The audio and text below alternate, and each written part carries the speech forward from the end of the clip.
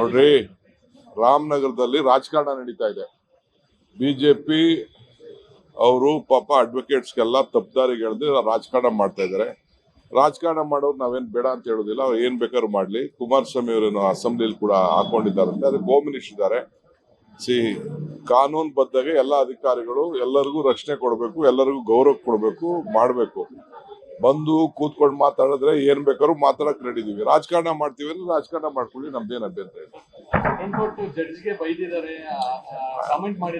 I don't know, ನನಗೆ ವಿಚಾರ ಏನು ಗೊತ್ತಿಲ್ಲ. ನನಗೆ ನನ್ನ ರಾತ್ರಿ ನೀವೇ ಮಾಧ್ಯಮದಲ್ಲಿ ತೋರಿಸ್ತಾ ಇದ್ರಿ. ನಾನು ಇಂಟರ್ಫಿಯರ್ ಹಾಕೋ ಇಷ್ಟ ಇಲ್ಲ, ಇಂಟರ್ಫಿಯರ್ ಆಗುದಿಲ್ಲ. ಅವ್ರು ಯಾರು ಬಂದು ಅವರ ನೋವು ಏನಾರು ಹೇಳ್ಕೊಂಡ್ರೆ ಅದಕ್ಕೆ ಏನಾದ್ರು ಪರಿಹಾರ ಕೊಡೋದಾದ್ರೆ ಕಾನೂನು ಚೌಕಟ್ಟಿನಲ್ಲಿ ಏನ್ ಪರಿಹಾರ ಕೊಡ್ಬೇಕು ಕೊಡೋಣ. ನಮ್ಗೆ ಲಾಯರ್ಗಳ ಬಗ್ಗೆ ಗೌರವ ಇದೆ, ಸಾರ್ವಜನಿಕರ ಬಗ್ಗೆ ಗೌರವ ಇದೆ, ಅಧಿಕಾರಿಗಳ ಬಗ್ಗೆನೂ ಗೌರವ ಇದೆ.